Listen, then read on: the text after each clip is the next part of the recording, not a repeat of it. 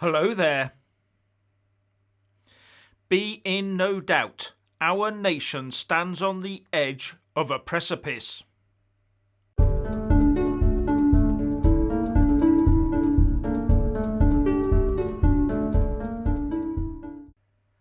Right now, our elected politicians are on the verge of taking the people of this country into a very, very dark place. And they will take us there without an electoral mandate, without our permission, and without our properly informed consent. Only those looking to enslave a country and those looking to be enslaved, so shedding their need for personal responsibility, will be happy to enter this new dark normal. And the government will strain every sinew, using every psychological, legal and physical tool at their disposal to drag the rest of us there with them. And this looming battle over our freedoms, well, what remains of them, and our sovereign rights over our own bodies transcends Westminster politics. It transcends the left-right divide. It transcends party divides. It transcends ethnic, wealth and class divides. This is now a battle for our very own human souls and the soul of the nation. And right now there is no political force that has the clout to end this move towards tyranny.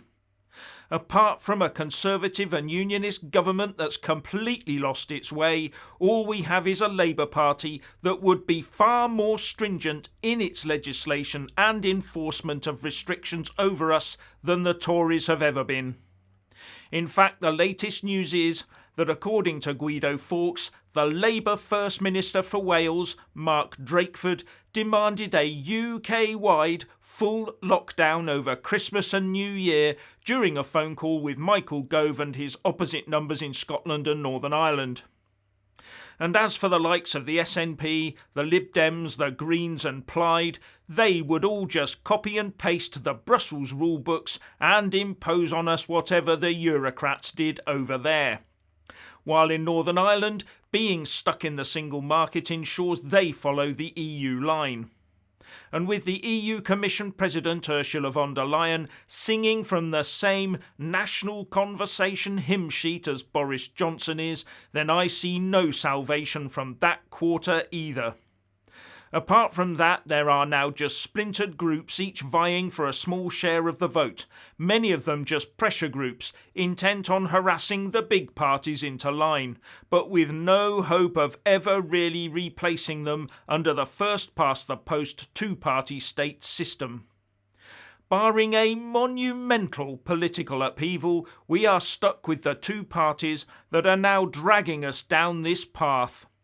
Mainly because any normal political upheaval just pushes the voters away from the incumbent party towards the other half of the two-party state.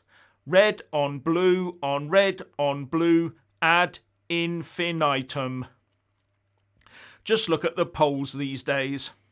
All glued together by Westminster machines and the vested interests of big business and trades unions.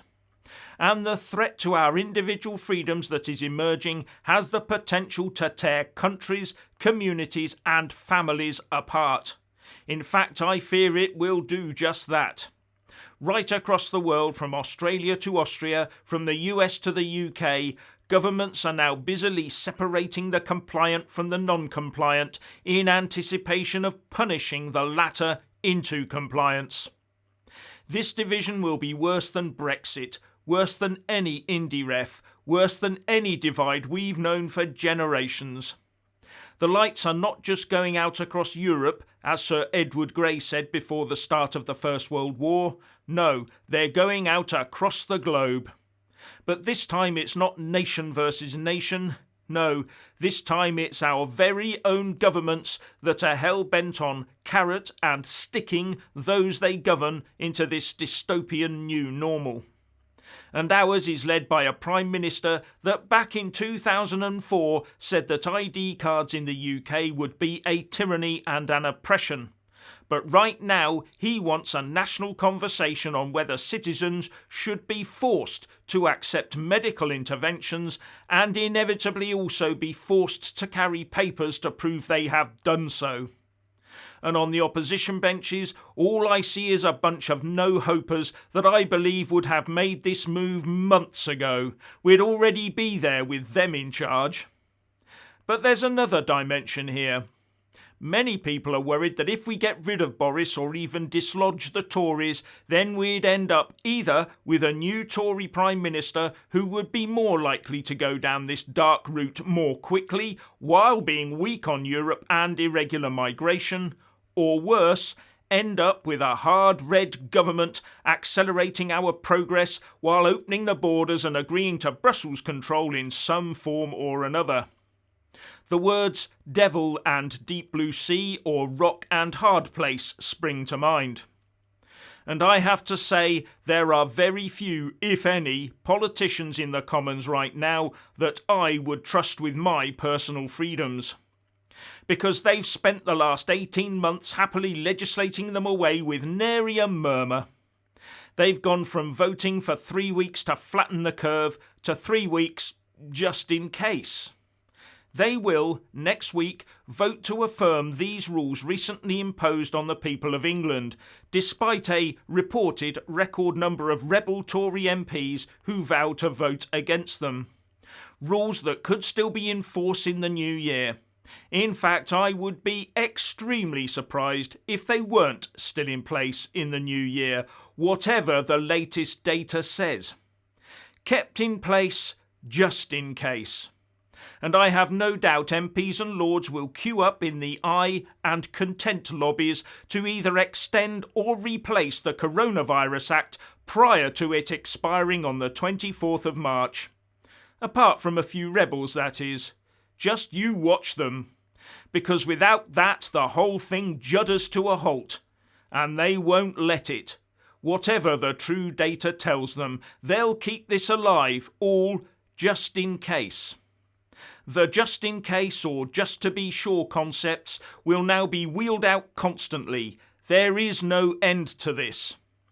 And after what's gone on over the last couple of years, I now no longer believe politicians when they tell me they are different, or that they don't believe in forcing stuff on people, or when they say that there are no plans to do this, that or the other, only for us to find out a few weeks later that plans have just been made and published and we are doing it. So I don't believe them, and nor should you. And when we want to know what's really going on, the documents are either redacted, accidentally shredded, or fell victim to flood damage or some other cock and bull story. Now I've heard some names being bandied about as Boris replacements. But just ignore all that hype, because it's just akin to shuffling deck chairs on the Titanic. While the makeup of the parties, MPs, Lords and personalities remains essentially undisturbed in Westminster, there will be no change of any substance. Yes, there'll be words and tinkering, but that's about it. And that will all just be an exercise in obfuscation. We do not now have the luxury of time. I'm afraid that we do not have long to go between now and the imposition of compulsory interventions and the carrying and producing of your papers. We do not have the years and decades to wait for one of the smaller parties to fight through and win the day. They will have been swept aside like chaff well before then. To make any political headway, we need a leader of libertarian stock with a proven track record of taking the fight to the enemy in the pursuit of freedom to emerge today. Someone high profile, a household name that people can latch onto, a name for the moment we are in right now. And right this moment, given the short time scale involved, like Alex Belfield, I can only think of one name that fits that bill. Nigel Farage. There are a handful of other worthy individuals out there, but none with his instant brand recognition and ability to quickly garner support. And that is what is needed right now. There is no long game here. Some people won't like me saying this, but as I see it, we don't have the time to play with. If we don't stop this today, we cannot row back tomorrow. But Nigel Farage couldn't do this without the concerted assistance of the libertarians both left and right. He would need to coalesce a substantial support base around him. But that would mean some burying of hatchets as well as some feeding of egos. And do all the smaller parties understand what's really at stake here? And do they have the courage to step forward to help? To make this work, Nigel needs to do what he does best: lead a single issue campaign to rid us of the threat of tyranny in this land. A single issue campaign that we can all get behind regardless of party loyalties. That's the challenge. So what's your opinion on where the UK is headed? Please like and comment below. Please subscribe and like this video, buy a mug and support me on Patreon or PayPal, and thank you for watching.